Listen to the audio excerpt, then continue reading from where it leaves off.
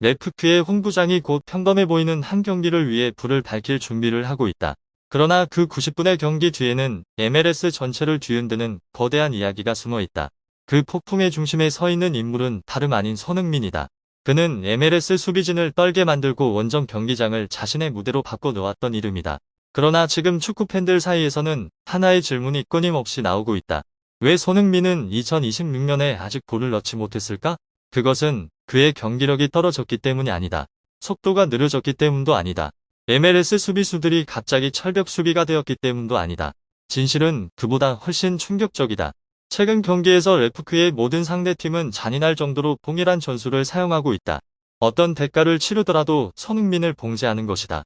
그들은 라인을 깊게 내리고 페널티 박스 앞에 8명에서 많게는 10명까지 세워 거대한 수비 장벽을 만든다.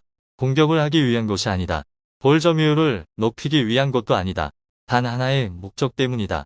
바로 손흥민의 공간을 완전히 지워버리는 것이다. 그러나 이야기는 여기서 끝나지 않는다. 리그 전체가 손흥민을 1순위 봉쇄 대상으로 삼자 팬들의 시선은 레프크 벤치로 향하기 시작했다. 팀의 전술이 그를 자유롭게 하기보다는 오히려 더 깊게 내려오게 만들고 있기 때문이다. 어떤 순간에는 그가 센터서클 근처까지 내려오는 모습도 보인다. 페널티 박스 안의 골잡이가 아니라 플레이메이커처럼 공을 받는다. 이 장면은 많은 한국 팬들을 답답하게 만들었다. 왜 월드클래스 공격수가 플레이메이커 역할을 해야 하는가? 이러한 불만은 레프크 감독의 인터뷰 이후 더욱 커졌다. 그는 팀이 손흥민과 부안가에게만 의존할 수 없다고 말했다. 지속적인 승리를 위해서는 다양한 선수들이 골을 넣어야 한다고 했다. 기자회견에서는 평범하게 들릴 수 있는 말이었다. 그러나 팬들에게는 마치 화약고에 불씨를 던진 것과 같았다.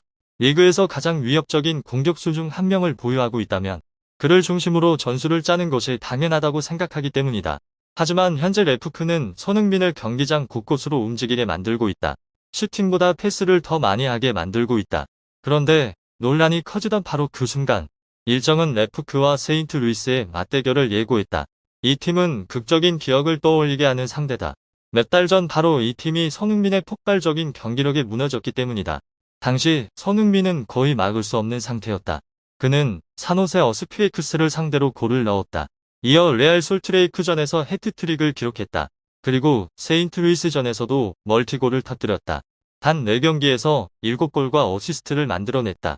이 기록은 전문가들까지 놀라게 했다. 흥미롭게도 세인트루이스에는 정상빈이 있었다. 그는 한국 대표팀에서 손흥민의 후배다. 언론은 이 경기를 코리안 더비라고 불렀다. 경기 후 손흥민은 정상빈을 안아주며 위로했다. 그 장면은 SNS에서 빠르게 퍼졌다. 손흥민의 실력과 인성을 동시에 보여준 순간이었다. 그러나 축구는 항상 변한다. 새로운 시즌은 또 다른 질문을 던진다. 현재 세인트루이스는 하위권에서 고전하고 있다. 세 경기 동안 단 한 골만 넣었다. 하지만 골문에는 로만 뷰르키가 있다. 그는 MLS 최고의 골키퍼로 선정된 적이 있다. 그리고 뷰르키는 과거 손흥민에게 골을 허용했던 인물이다. 그래서 이번 경기는 더욱 특별해졌다. 골이 필요한 손흥민. 약팀이 아니라는 것을 증명해야 하는 세인트루이스. 그리고 결과를 지켜보는 MLS 전체. 손흥민은 계속 봉쇄될까? 아니면 폭발적인 골로 침묵을 깨뜨릴까? 역사가 반복된다면 그 밤은 2026 MLS의 큰 순간이 될 것이다. 이처럼 긴장감 넘치는 상황 속에서 팬들이 던지는 가장 큰 질문은 단순히 손흥민은 언제 골을 넣을까? 다 아니라 왜 이런 상황에 놓이게 되었을까? 라는 것이다. 최근 레프크의 경기를 자세히 들여다보면 꽤 분명하고 어쩌면 섬뜩하기까지 한 전술적 그림이 보이기 시작한다. MLS의 거의 모든 팀들이 동일한 손흥민 봉쇄 공식을 사용하고 있기 때문이다. 그들은 라인을 깊게 내리고 페널티 박스 앞에 철벽 같은 수비 블록을 세운다. 어떤 경기에서는 상대 수비수 8명, 많게는 10명까지 위험 지역을 가득 메우는 장면도 볼 수 있다. 그 결과 공격수가 침투하거나 슈팅할 공간은 사실상 완전히 사라진다. 그들의 목표는 매우 분명하다. 레프크의 가장 위협적인 두 공격수인 손흥민과 데니스 부안가를 완전히 봉쇄하는 것이다. 그러나 단순히 상대 수비가 좋다는 이유만으로 이 이야기가 이렇게 큰 논란이 되지는 않았을 것이다. 전문가들이 고개를 갸웃하기 시작한 이유는 바로 레프크의 전술적 대응 때문이다. 상대가 철벽 수비를 세웠을 때 레프크는 이를 무너뜨릴 뚜렷한 해법을 보여주지 못했다. 그리고 그 답답한 흐름 속에서 포지션을 희생한 선수는 다름 아닌 손흥민이었다. 그는 페널티 박스 안에서 결정적인 한 방을 노리는 스트라이커로 머무는 대신 자주 중원까지 내려와 공을 받고 공격 전개를 돕고 있다. 때로는 센터 서클 근처까지 내려오는 모습도 보인다. 이 장면은 많은 팬들에게 씁쓸한 웃음을 남긴다. 팀의 가장 위협적인 공격수가 플레이메이커 역할을 하고 있기 때문이다. 한때 유럽 무대를 놀라게 했던 폭발적인 침투와 스피드 대신 지금은 경기 조율을 위한 패스가 더 많이 보인다. 손흥민이 골문에서 멀어질수록 득점 역시 멀어질 수밖에 없다. 그러나 이 이야기의 정점은 경기장이 아니라 기자회견장에서 터졌다.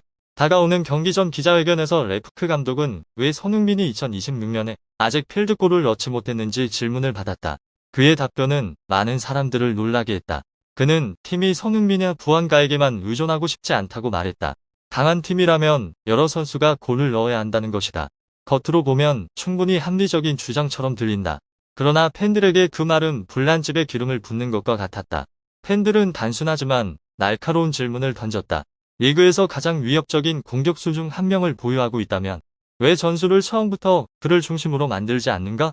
이 모순은 축구 커뮤니티에서 큰 논쟁을 불러일으켰다. 어떤 사람들은 감독이 균형 잡힌 팀을 만들려고 한다고 말한다. 그러나 더 비판적인 의견도 적지 않다.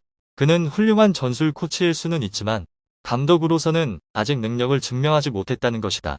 그렇게 MLS의 촘촘한 수비 전술 속에서 그리고 기자회견장에서 터진 논란 속에서 손흥민은 모든 압박의 중심에 서게 되었다. 한쪽에는 그를 막기 위해 철벽 수비를 세우는 상대 팀들이 있고 다른 한쪽에는 그의 능력을 완전히 살리지 못하는 전술이 있다. 그래서 이제 레프크의 다음 경기는 단순한 한 경기 이상의 의미를 가진다. 마치 긴장감 넘치는 스포츠 드라마의 새로운 장과 같다. 팬들은 하나의 답을 기다리고 있다. 손흥민은 계속 봉쇄될 것인가? 아니면 익숙한 폭발력으로 그 수비벽을 무너뜨릴 것인가?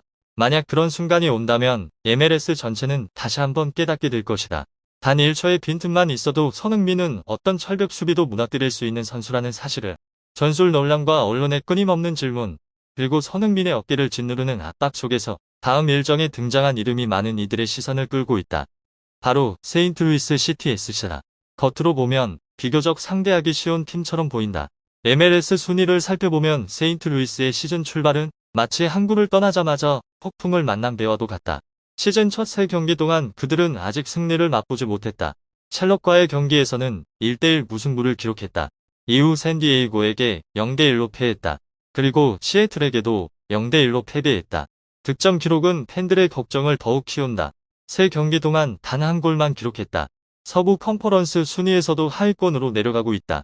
그러나 축구에서는 부진한 팀이 오히려 가장 위험해질 때도 있다. 그들은 절박함과 끈기로 경기에 나서기 때문이다. 세인트루이스 역시 결코 만만한 팀은 아니다. 그들의 골문에는 로만 뷰르키가 서 있다. 그는 2023년 MLS 최고의 골키퍼로 선정된 선수다. 지금도 그는 세인트루이스 수비의 가장 든든한 버팀목이다. 공격진이 득점에 어려움을 겪는 동안에도 뷰르키는 골문 앞에서 안정적인 경기력과 뛰어난 반사신경을 보여주고 있다. 그의 활약 덕분에 세인트루이스는 더 큰 패배를 피할 수 있었다. 그러나 세인트루이스와 손흥민을 함께 떠올리면 잊기 어려운 기억이 떠오른다. 그 경기는 지난해 9월 말에 열렸다. 당시 손흥민은 최고의 상승세를 타고 있었다. 그 전에 그는 산호세 어스퀘이크스를 상대로 골을 기록했다. 이어 레알 솔트레이크를 상대로 해트트릭을 터뜨렸다. 그리고 세인트루이스를 상대로는 멀티골을 기록했다. 그의 두 골 앞에서 상대 수비는 완전히 무너졌다.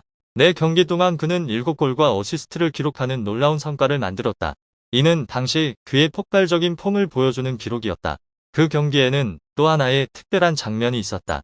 당시 세인트루이스에는 정상빈이 뛰고 있었다. 그는 한국 대표팀에서 손흥민의 후배다.